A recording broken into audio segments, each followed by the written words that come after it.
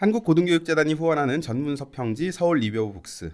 서평지에 실린 내용 그 너머의 이야기까지 들어보는 리뷰의 발견 그 7째 시즌의 첫 시간입니다. 안녕하세요. 저는 리뷰의 발견 진행을 맡고 있는 숭실대 정보사회학과 정인관이라고 합니다. 오늘은 서울대 과학학과 홍성욱 교수님을 모시고 홍화상의 위넨에서 시작된 대한민국의 기적, 한국산업화의 설계자 김재관과 구본권의 전길남, 연결의 탄생 이 두 권의 책에 대한 이야기 나눠보도록 하겠습니다. 교수님 안녕하세요. 네, 안녕하세요. 반갑습니다. 반갑습니다. 예. 시즌 저희가 5에서 5에서는 두 번이나 제가 배웠었는데 시즌 6에서는 좀 쉬셨잖아요. 그렇죠? 쉬시고 이제 다시 뵙게 돼서 되게 저는 자주 나오는 것 같아요. 가장 많이 나오시는 분 중에 한 분이십니다. 요즘 좀 어떻게 지내시고 계신가요? 뭐 최근에 이제 책 한 권 마무리 했고요. 저기 얼마 전에 이제 출간됐습니다. 안 그래도 저기 봤는데 굉장히 책을 예쁘게 잘 만들어서 진짜 막 이거 사보고 싶다라는 생각을 마구 이렇게 다행이네요. 갖게 해주더라고요. 마스크 파노라마라는 책인데요. 그 뭐 지금 우리한테 너무나 이제 친근한 물건이 되어버린 마스크에 대한 온갖 얘기들, 뭐 거의 글로벌한 차원의 유럽 얘기도 나오고 중국, 일본, 한국, 뭐 미국 마스크 어떤 물질성에 대한 얘기도 나오고 그것의 뭐 상징성 이런 것도 등장을 하는 흥미로운 책입니다. 일반인들이 봐도 재밌게 읽을 수 있을까요? 그럼요. 일반인들 대상으로 낸 책입니다. 저도 꼭 찾아서 읽어보도록 하겠습니다.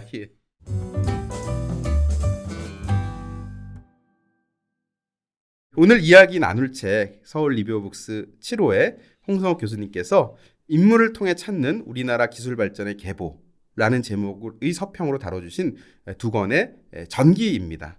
먼저 책에 대해서 이야기하기 전에 특집 제목에 대해서 조금 이야기를 나눠보면 좋을 것 같아요. 이번 특집의 제목이 계보의 계보입니다.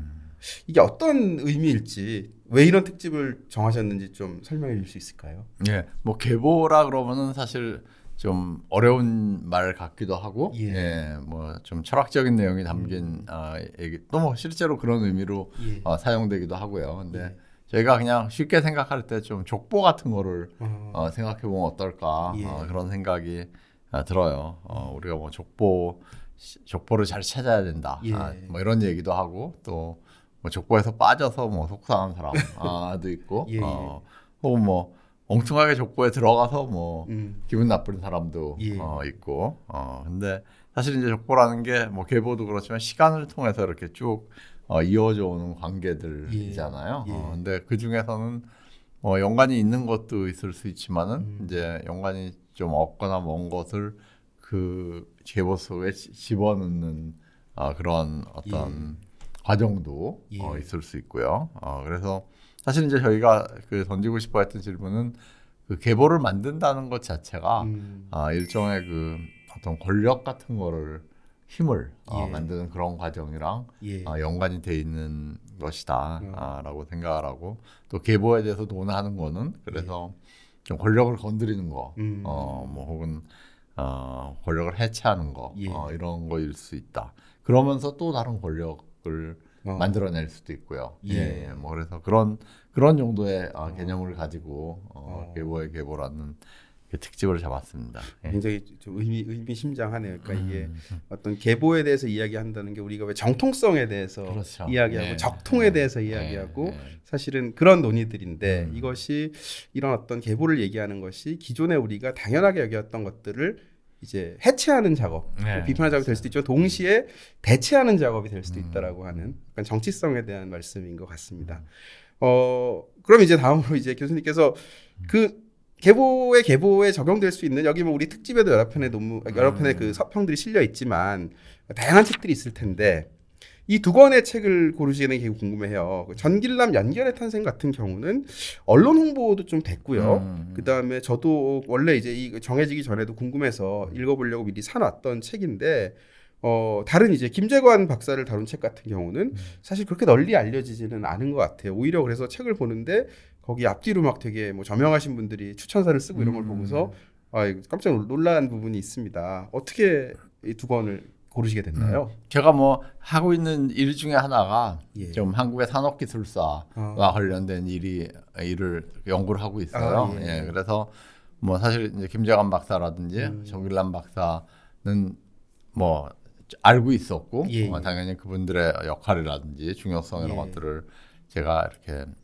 공부를 하고 이렇게 파악을 하고 있었는데 마침 이제 두 책이 비슷한 시기에 나왔어요. 그리고 책을 훑어보니까 이게 좀 저희가 생각했던 계보의 계보, 계보라는 것, 어떤 정통성 혹은 원조, 뭐의 선구자 이런 것들과 관련이 있는 그 의미 있는 책들이다라고 생각이 돼서 이제 두 권을 선정을 했죠. 사실 처음에는 두 권 중에 한 권만 할까 생각을 했어요. 왜냐하면 두 권을 같이 비교하기가 좀 쉽지가 않은 좀 뭐라 그럴까 이분들이 활동하신 영역도 다르고 또 시기도 좀 다르고 그래서 그랬는데 엮어봐도 괜찮겠다 하는 생각이 들어서 두 권을 같이 리뷰를 했습니다. 예.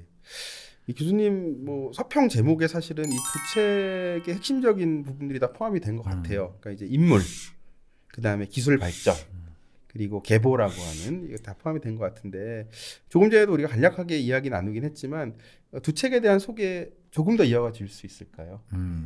예, 일단 두 책이 다 전기 형태를 띠고 있고요. 전기는 주로 이제 어떤 한 인물에 대해서 그 인물에 초점을 맞춰서 그 인물의 삶과 업적 같은 거를 이제 좀 자세하게 조망을 하는 그런 형식을 가지고 있는데요. 뭐 아마 선생님은 어떠실지 모르겠지만 저는 어렸을 때 전기 읽는 거 굉장히 좋아했었거든요. 좋아했습니다. 예, 세계 위인전, 뭐 한국 위인전 해가지고 15권짜리 그거 뭐 진짜 몇 번씩 보고 그랬는데 근데 그러다가 이제 좀 공부를 더 하면서 특히 이제 과학사나 뭐 기술사 이런 역사 쪽을 공부하면서 어느 순간에 이렇게 전기를 읽는 것에 대해서 좀 거리감 같은 게 생기더라고요. 왜냐하면 제가 알았던 인물, 그래서 에디슨 같이 어릴 때 이제 전기를 굉장히 재밌게 읽었던 그런 인물에 대해서 좀 본격적으로 공부를 하니까 제가 알았던 거와 너무 달라요.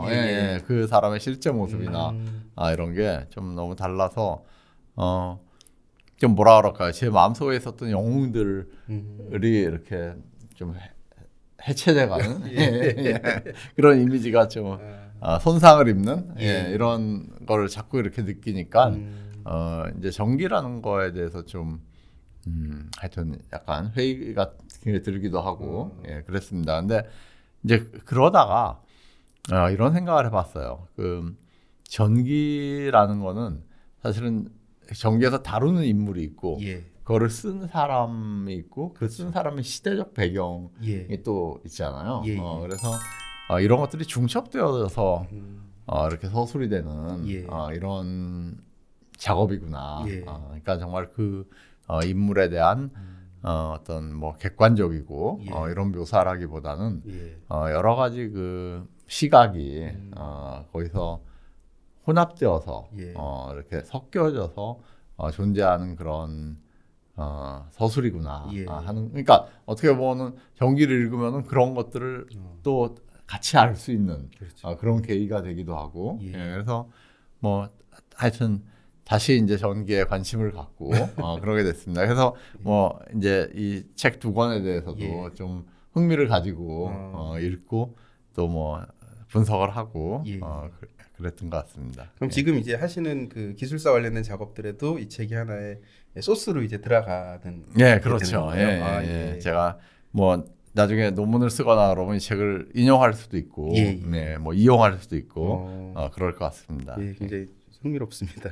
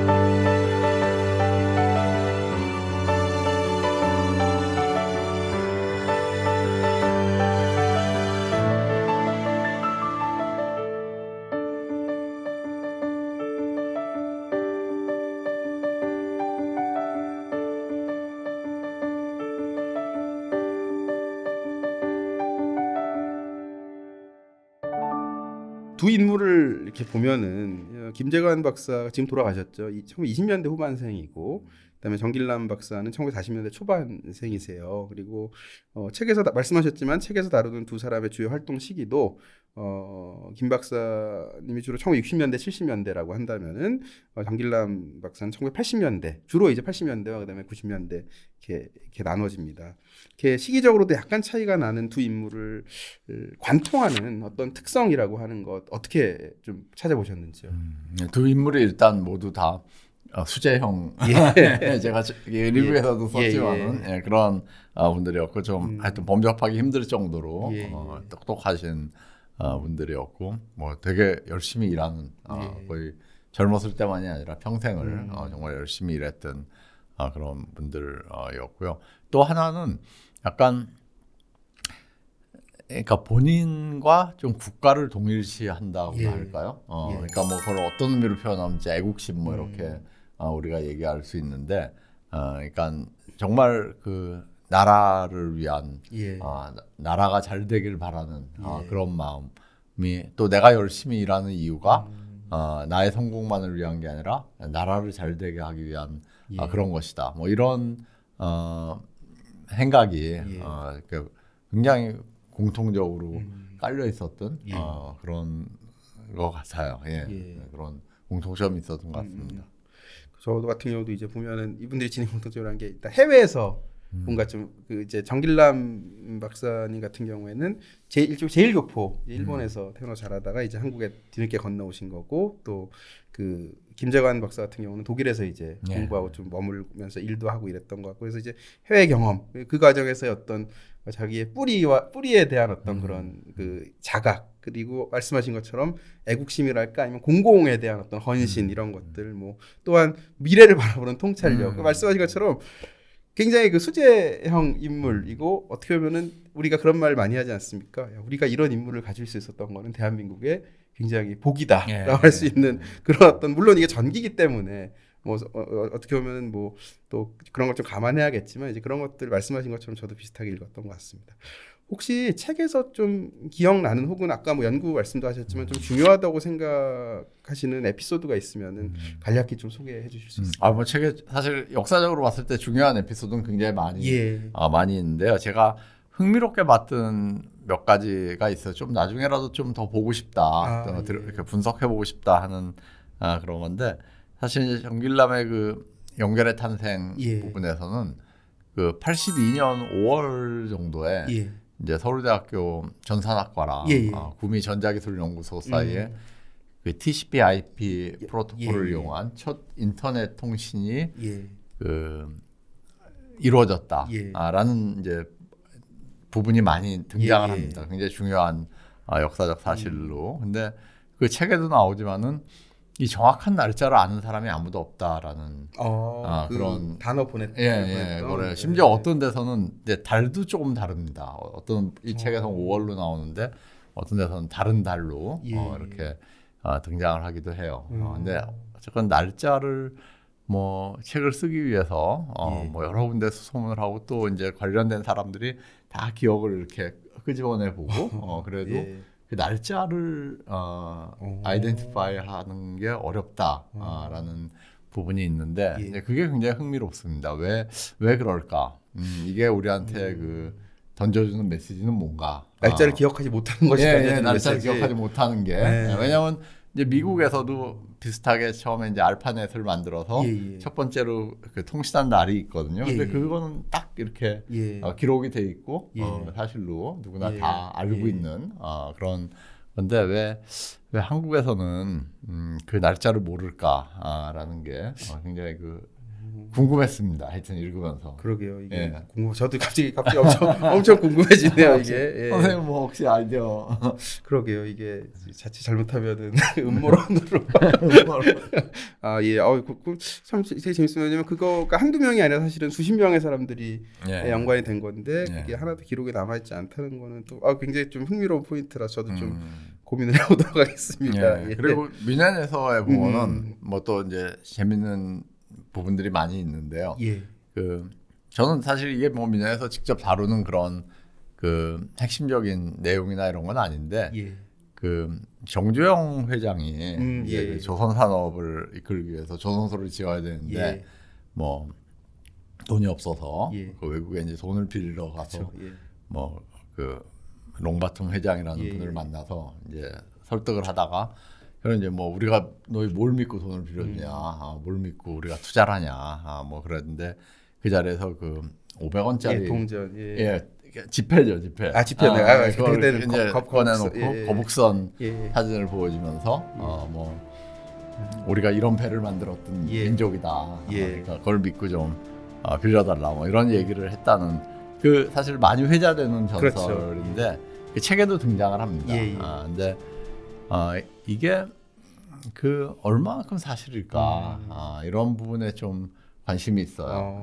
저는 진짜일까, 뭐 가짜일까부터 이게 의미하는 바는 뭔가 이런 것들을 하여튼 많은 것들을 또 생각하게 했던 그런 내용들이 많이 있습니다.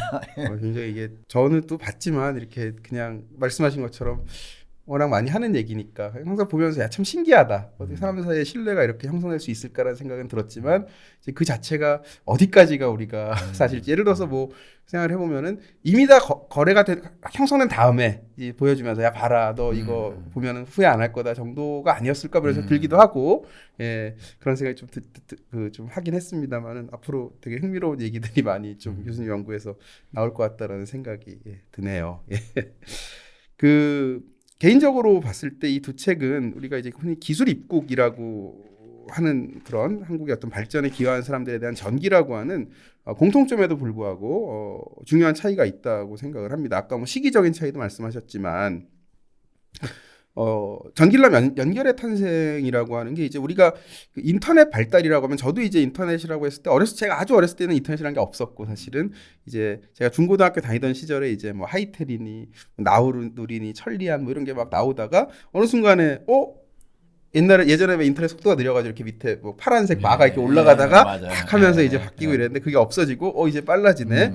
뭐 제가 이제 대학 합격할 때만 해도 그 합격 확인할 때만 해도 이게 마가 막 올라가다가 하고 딱 봤는데 페이지를 살 수 없습니다. 그래가지고 결국 한 20분 그러다가 누가 전화해줘서 알고 이랬던 기억도 있는데 이제 어느 순간부터 굉장히 빠르게 인터넷이 되고 그래서 그런 과정에서 사실은 이게 우리가 그냥 인터넷이라고 하는 거는 사람들의 뭐 이게 쓰다가 뭐 회사에서 이렇게 하다가 보니까 발전했다 이렇게 생각하는데 이 책은 이제 사실 전길남이라고 하는 분이 인터넷 발달의 초기 단계에 있었고 그 제자들이 이제 인터넷 산업의 성장에 기여했다라고 하는 어떻게 보면 다소 새로울 수 있는 정보를 제공하는 것 같습니다. 그거에 비해서 이제 미넨에서 시작된 대한민국의 기적은 사실 방금 전에 그 정주영 회장 그 에피소드도 말씀하셨지만 이미 너무나도 잘 알려져 있는 한강의 기적이라고 하는 서사에 대한 새로운이라고 쓰고 저자는 아마 정확한이라고 얘기를 하겠지만 저자 혹은 이제 김재관 박사 같은 경우는 이런 정보나 시각을 제시를 하고 있습니다. 보통 그 대한민국 중공업 발달 이야기를 할 때 꼭 빠지지 않는 사람이 바로 중화공업의 설계자라고 불리우는 오원철 전 경제 이수석입니다. 그래서 이분은 이제 이분 자신이 이제 박정희는 어떻게 경제 강국을 만들었다는 책을 쓰기도 했고, 근데 이 책 그 위넨 이 책을 보면은 오원철은 약간 뭔가 헛발질하는 인물처럼 이게 그려져요. 혹은 회방꾼. 그래서 우리가 흔히 그 이순신과 원균이 생각날 만큼 이렇게 발목 잡아. 근데 이런 부분 어떻게 읽으셨어요? 교수님 사실 리뷰에도 얘기가 나오는데. 뭐 굉장히 그 흥미로운 지적이고 질문인 것 같아요. 근데 이제 제 관점에서 봤을 때 저는 두 책을 읽었을 때 조금 거꾸로 봤다고나 할까요? 약간 그런 느낌이 있었습니다. 뭐냐면은 이제 미넨에서 같은 경우는 물론 한국 중화공업사 자체는 뭐 잘 알려져 있고 연구도 조금 돼 있는 이런 부분이지만 사실 그런 데서 좀 안 나왔던 얘기들 이런 얘기들이 또 안 나왔지만 굉장히 중요한 새로운 사실들 이런 것들이 꽤 많이 이렇게 등장을 했던 그래서 심지어 저도 이 책을 보면서 이 얘기는 정말 처음 알았다 여기서 하는 것들이 있었거든요. 근데 정길남 같은 경우는 사실은 이제 맞는 말씀이에요. 그게 우리는 뭐 하이텔 나우누리 막 이런 거 초고속 통신망 막 이런 걸로 인터넷이 된 것처럼 이렇게 생각을 하는데 사실 책에서는 그게 아니라 이제 정길남 박사와 그 실험실, 그 카이스트에 있는 SA랩이라고 하는 그 실험실의 역할이 굉장히 중요했다라는 것을 보이고 있지만 사실 이제 저 같은 연구자들한테는 그 얘기는 알려져 있었던 얘기거든요. 다. 왜냐하면 이 정길남 박사가 흥미로운 부분인 게 이런 연구를 하면서 또 그 역사를 많이 써요. 본인이 영어로도 쓰고 나중에는 결국 뭐 책에서도 나오지만은 그 아시아 인터넷 역사 프로젝트라는 이거 방대한 프로젝트를 운영을 하면서 또 뭐 한국만이 아니라 다른 나라의 역사들도 굉장히 꼼꼼하게 기록을 합니다. 그래서 그런 것들이 이미 논문으로 나온 것들이 여럿 있었고 그래서 사실은 뭐 책에 등장하는 그런 그 82년에 뭐 개통한 얘기라든지 그 이후에 이제 네트워크가 조금씩 늘어났던 그런 얘기들 80년대를 통해서 그 90년대 뭐 미국이랑 연결이 되고 하나만 같은 게 만들어지고 하는 이런 얘기들은 이제 저한테는 알려져 있었던 그런 얘기는 물론 책에서 새롭게 또 배우고 알았던 얘기들도 있었죠. 근데 하여튼 그래갖고 지금 이제 선생님이 말씀하신 거랑은 조금 저는 약간 반대로 그거를 읽었고요. 사실 이제 오원철 씨는 역시 이제 본인이 또 역사를 굉장히 많이 썼던 사람이지 않습니까? 나중에 아마 기아 쪽인가 그쪽에서 무슨 경제연구소 이렇게 계시면서 어디 하여튼 그런 데 계시면서 계속 집필 활동을 하셔갖고 한국 뭐 경제 개발의 기적과 관련해서 7권짜리 그런 책을 내기도 하고 또 그걸 이제 대중서로 풀어가지고 계속 이렇게 낸 책들도 있고 그래서 사실 이제 그런 책들을 굉장히 많이 일으켰죠. 많이 일으키고 그 연구자들도 굉장히 많이 참조를 했습니다. 왜냐하면 그 책에 보면 뒤에 같은데 막 찾기 힘든 사료들 이런 것들이 부록으로 붙어 있고 막 그랬거든요. 그래서 그걸 이제 보고 연구를 했는데 근데 그게 사실은 다 어떻게 보면 이제 본인의 관점에서 쓰여진 책이에요. 그래서 예를 들어 보면은 자동차 공업과 관련해서 그 김재관 박사와 이제 오원철의 그 비전이 굉장히 달랐거든요. 근데 이제 자동차 공업에 대해서 오원철이 나중에 쓴 책을 보면은 마치 이제 현대포니의 성공이 어떻게 보면 이제 본인과 박정희가 했던 정책의 그런 결과다 하는 식으로 이렇게 이해되는 것처럼 그 서술을 이렇게 했던 부분이 있어요. 그래서 이제 그런 게 이제 역사를 하는 사람한테 흥미로운 지점들인데요. 뭐 아마 그 이제 진실이 뭐냐 이런 건 조금 더 따져봐야겠지만은 하여튼 좀 그러니까 역사 해석에서 흥미로운 부분들이 하여튼 여러 있습니다. 저한테는 들으면 들을수록 좀 더 알아보고 싶은 흥미로움이 든다는 점에서 굉장히 저 많이 지금 좀 배우고 있습니다. 그런데 이제 또 한편으로 교수님께서는 이제 우리가 보통 얘기하는 게 뭐 박정희, 그다음에 뭐 김정령, 김학렬, 그다음에 오원철이 라인이 이룩한 어떤 경제 성장의 성취라고 하는 단일한 서사를 김재관과 키스트라고 하는 어떤 굉장히 지금까지 많이 알려져 있지 않았던 그 집단을 포함해서 좀 더 다양하게 펼치려는 시도를 읽으신 것 같아요. 실제로 이 미넨 책을 봐도 거기 각주에 아마 이런 내용이 실려 있었던 것 같은데 너무 이제까지 그 오원철이나 이런 분들이 많이 부각된 거에 비해서 김재관과 키스트에 대해서 너무 알려져 있지 않다 이런 부분도 나와 있고요.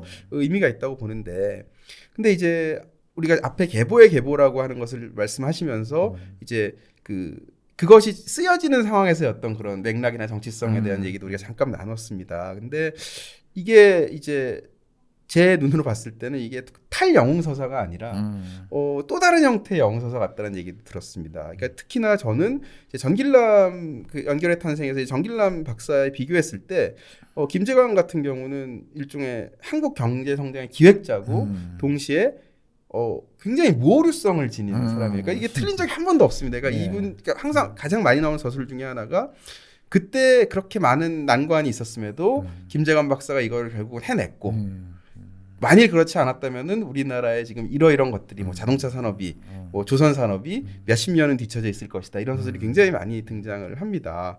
단 한 번도 잘못된 결정을 하지를 않아요.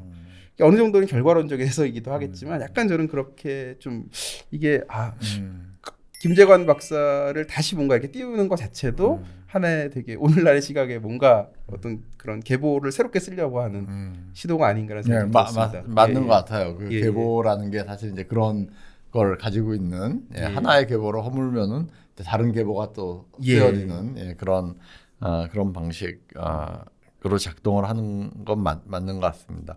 그 사실 이제 제가 이 책에서 동의하지 않는 부분들도 많이 있는데요. 예를 들자면은 그 자동차 산업을 보면은 사실 이제 김재관 박사의 그 고유 모델 정책이 포니를 낳은 건 맞아요. 포니를 낳았고 그 포니가 지금 이제 한국에 어떻게 보면 거대해진 그 자동차 산업의 아주 작은 출발점이었다라는 것도 우리가 이제 부정할 수 없는데 사실은 그 전까지 그 한국의 어떤 자동차 산업의 모델이 그 부품 국산화 쪽으로 가고 있었던 거거든요. 부품 국산. 그러니까 왜냐하면 한국이 부품 산업을 하는 공장들이 많이 있었어요. 일제 시대 때부터 차를 수입해 와서 고치다 보니까 부품을 만들어야 되고, 그러니까 부품을 만들다가 자기들이 실제로 좀 복잡한 부품들도 만들어내고 이랬던 공장들이 많이 있었고, 이제 정부 정책은 어땠냐면은 부품 공장들이 많이 있으니까 그거를 조립하는 공장 하나만 좀 잘 쓰고 그리고 엔진만 만들 수 있으면 우리가 100% 국산화를 가져갈 수 있겠다라는 거였죠. 그래서 그걸 이제 계속 이승만 정권 때부터 계속 추진을 하고 박정희 정권 때도 계속 추진을 했는데, 그러니까 모든 자동차 산업이 약간 그쪽으로 이렇게 가 있었는데 갑자기 고유 모델 정책으로 우리가 모델 자체를 고유한 걸 만들어서 국내에도 팔고 더 중요한 건 수출을 해야 된다라는 쪽으로 정책이 바뀌었는데 현대는 그것을 재빨리 알아차리고 어떻게 보면 그쪽으로 따라갔는데 그러지 못한 회사가 기아거든요. 기아는 그 고유 모델 정책을 정부에서 추진을 했을 때조차 그 부품 국산화 쪽으로 계속 가고 있었어요. 그래서 현대가 포니를 냈을 때 기아에서는 브리사를 냈는데 사실 보면은 현대 포니는 디자인은 이탈리아에서 한 거거든요. 엔진 이탈리아 거고 어떤 우리나라 사람이 디자인한 게 전혀 아니죠. 우리한테 이제 그 저걸 준 거지만은 근데 우리가 의뢰를 해서 한 거지만, 그리고 매뉴팩처링 자체는 엔지니어링 자체는 영국의 힘을 빌었던 거예요. 부품은 일본 거예요. 샤시라든지 엔진이라든지 이거 다 일본 거였거든요. 그러니까 우리나라 부품들이 조금 쓰였지만 그렇게 뭐 많이 쓰이지도 않았어요. 근데 기아는 엔진을 만들었어요. 브리사는 엔진을 만들고 부품의 상당 부분을 국산화를 했죠. 근데 문제가 되는 거는 껍데기가 일본 거였어요. 기아 브리사의 껍데기는 일본 거였는데, 그러니까 사실 부품 국산화로 따지면은 기아 브리사가 승리했다고 봐도 되죠. 근데 이제 그 당시 정부의 고유 모델 정책에 의하면은 브리사의 문제는 수출을 못 한다는 거였죠. 그냥 우리 게 아니니까. 그 외양이 우리 게 아니라 일본 거니까 수출을 못 하는 거였고, 거기서 이제 그 정부가 현대 쪽에 손을 들어주고 기아의 운명이 그때부터 좀 복잡하게 갈리기 시작했던 게 그렇게 시작이 됐던 거죠. 근데 그 얘기가 책엔 잘 안 나와요. 그러게요. 책엔 잘 안 나오고 사실 그 현대 포니가 부품 국산화에 있어서도 더 뛰어났다. 이런 식으로 뭐 거의 서술이 돼 있는데 이제 저는 그 역사적 사실과 일치하진 않는다고 생각을 해요. 역사적으로 일어났던 일은 그거보다 좀 더 복잡한 일이 벌어졌다고 생각을 합니다. 브리사 기억하시는 건가요? 전 기억하죠. 당시 브리사도 기억하고 폰이 처음 나왔을 때도 기억을 하고. 그렇죠. 브리사가 그 택시 운전사라는 영화 있었잖아요. 거기서 그 송강호가 몰았던 차가 브리사로 나와요. 그런가요? 그래서 택시 운전사가 약간 그 광주민주화 운동을 다룬 걸 좀 이렇게 새롭게 조망을 하려고 그랬던 그런 영화였고 거기서 차도 이제 좀 지금은 잊혀진 그런 차를 등장을 시켰다 하는 뭐 이런 해석도 있습니다. 저는 영화 봤는데 그 차 저는 그냥 아무 생각 없이 폰이었나 뭐 생각을 하고 있었는데 하긴 뭐 하긴 생각을 해보면 제가 어렸을 때만 해도 무슨 뭐 그레나다 뭐 이런 차들도 그렇고 약간 포니2 뭐 약간 이런 그다음에 뭐 좀 잘 사는 집 같은 경우에는 그 세이블이라고 하는 차도 있었고 이제 해외 차들도 좀 있었고 이랬던 것 같은데 오랜만에 또 옛날 기억을 또 이렇게 떠올리게 됩니다.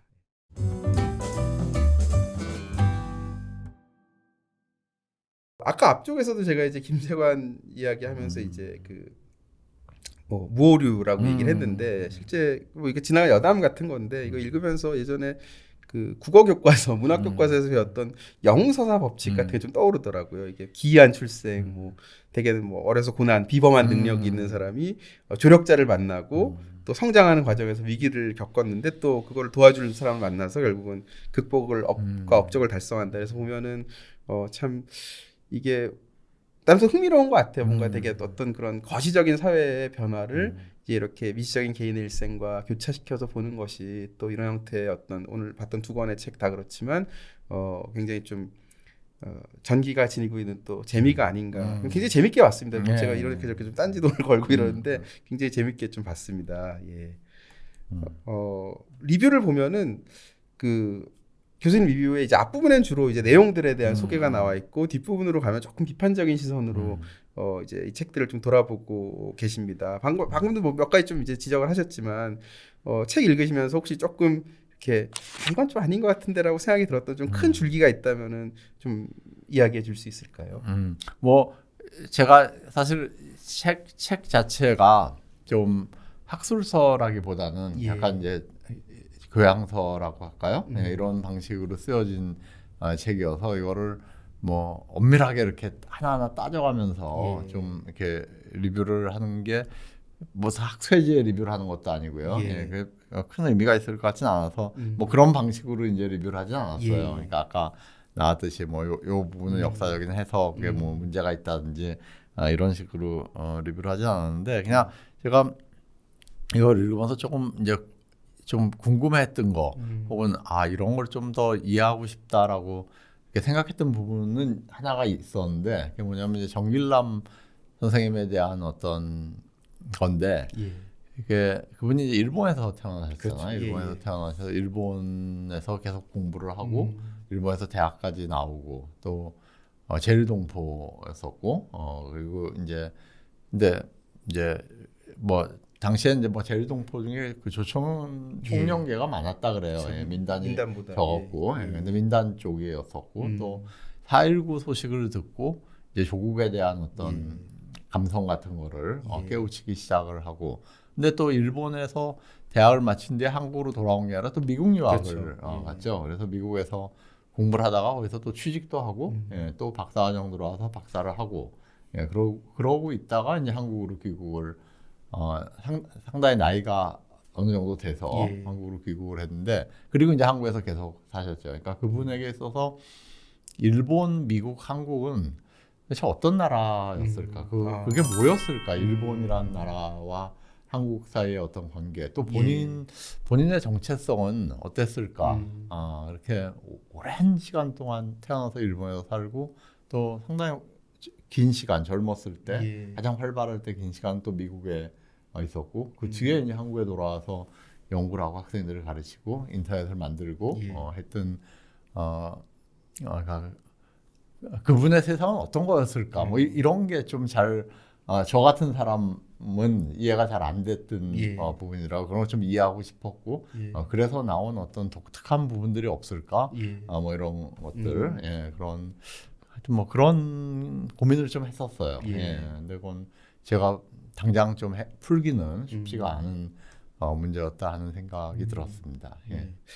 그 방금 말씀하신 거와도 조금 연결이 될 것 같긴 한데 저는 이제 이게 전기라고 하기엔 물론 여기 보면은 이분이 이제 그 아까 말씀하셨던 어린 시절의 얘기들이 아픔 좀 나오기는 합니다. 하지만 이제 그 이후의 얘기들에 대해서는 주로 일과 관련된 거 이해는 별로 없어요. 즉 전기라고 하기에는 개인사에 대한 부분이 좀 너무 부족한 것이 아닌가 좀 아쉬웠습니다. 정길남 교수 같은 경우는 등산 얘기만 계속 나오는데 사실 그 등산의 의미라는 것 자체가 여기서는 연구와 뭔가 굉장히 되게 약간 좀 같이 가는 그런 거였기 때문에 또 사적인 삶이라고 보기 좀 어려웠던 것 같고, 제 개인적으로는 전길남 교수님 같은 경우에는 책에도 나오긴 하지만 그 사모님이 지금은 은퇴하신 연세대 조한혜정 교수이시거든요. 그래서 저는 그분에 대한 이야기도 좀 나올까 했는데 굉장히 짧게 나오고 별로 없습니다.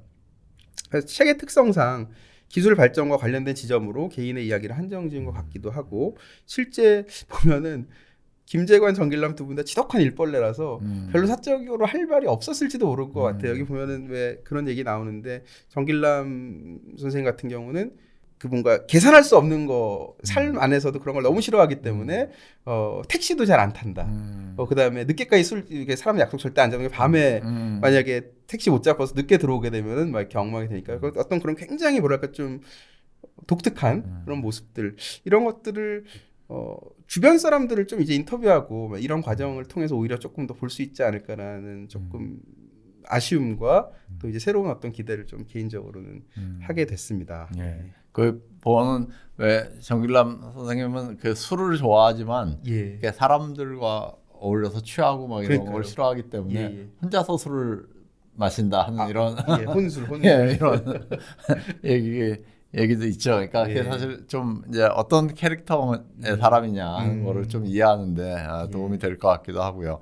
그 등산을 좋아하는 사람들이 하여튼 저는 이제 그런 분들이 자주 이렇게 눈에 띄는데, 예를 들어서 한국에서 그 뇌과학을 연구하는데 굉장히 그 선구적인 역할을 했던 조장희 박사 같은 분도 그 어렸을 때부터 산을 타던, 그러니까 바위를 타던 분이었어요. 그리고 이제 외국으로 가면은 유럽 쪽으로 가면 그런 게 굉장히 많습니다. 그 엔지니어나 과학자 중에 왜냐면 알프스 산맥 이런 것들이 바로 이제 옆에 있기 때문에 그런 데서 그냥 대학생 때부터 이렇게 산을 타고 암벽을 타다가 뭐 그러다 그 아주 이른 나이에 사망하고 막 이런 경우도 있고요. 근데 그게 뭘까? 그 사람을 뭐 이해하는데 도움이 되지만은 뭐 지금 말씀하셨듯이 어떤 연구의 자세 뭐 이런 거랑도 관계가 돼 있는 그리고 하여튼 육체적으로 강인하고 동시에 정신적으로 강해야 된다라는 뭐 이런 어떤 태도 같은 거랑도 관련이 돼 있는데, 그 조한혜정 진짜 선생님 얘기가 많지 않아서 저도 그랬습니다. 중간에 잠깐 이제 뭐 결혼할 때 잠깐 이렇게 언급이 되다가 나중에 보고는 왜 그 반핵 운동에 참여해 달라라고 얘기를 했는데 못하겠다. 이제 남편이 못하겠다 그래갖고 뭐 실망했다 하는 그런 얘기가 나오고, 그 못하겠다는 이유가 자기가 충분히 알지 못하기 때문에 그거에 대해서 하면 안 된다. 근데 저는 사실 또 엔지니어링 하시는 분들 중에 비슷하게 얘기하는 분들을 많이 봤어요. 상당히 그 양심적으로 사시는 분인데 진짜 그런 거는 알지 못하는 거는 자기가 하기가 힘들다라고 얘기하는 분을 봤는데, 이제 저 같은 사람이 보기에는 사실 이제 지식인은 뭘 알아서 어디 참여하는 것보다 자기가 아는 영역은 있고 이제 그걸 바탕으로 좀 모르는 영역에도 이렇게 발언을 하는 사람이다. 라고 이제 저는 생각을 하는데 그런 분들은 이제 모르는 영역에는 발언해서 안 된다. 라고 이제 생각을 하는 분들 같습니다.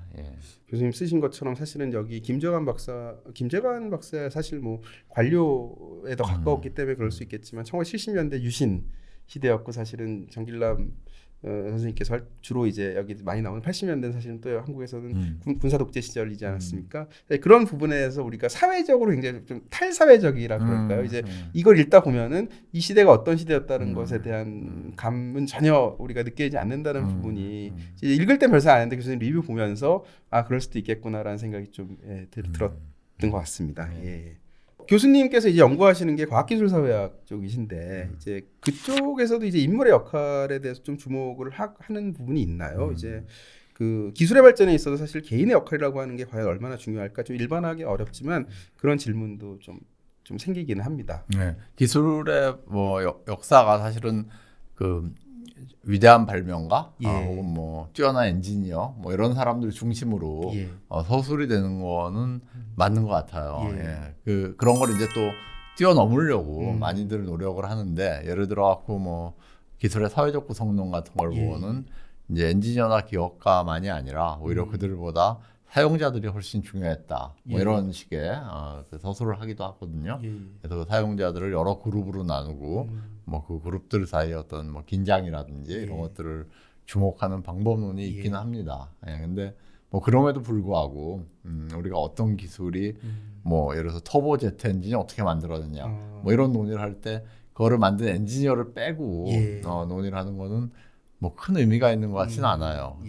근데 또 한편으로 최근에 이제 그 프랑스 철학 특히 이제 시몽동 같은 사람에게서 영향을 받은 이제 기술 서술은 보면은 기술 그 자체에 좀 초점을 맞춥니다. 기술 그 자체에 초점을 맞춰서 그 기술이 완벽해지기 위해서 어떤 특정한 엔지니어를 필요로 했다. 뭐 이런 식으로 서술을 하는 역사 서술이 있어요. 그러니까 기술이 쭉 발전을 하는데 막혀요. 어떤 시점에 더 발전이 안 되고 막히는데 그때 이런 엔지니어가 나와서 그거를 해결해 주는. 풀었다. 그러니까 기술이 엔지니어를 낳았다라고 보는 거죠. 그러니까 엔지니어가 기술을 낳았다는 게 아니라 기술이 그 자기한테 꼭 필요한 엔지니어를 만들어내는 이런 식으로. 그러니까 기술이 마치 어떤 독자적인 생명을 가지고 있는 그런 존재인 것처럼 서술을 하는데 그 이제 일반 기술사학자들은 그런 서술을 보는 또 기술 결정론이다.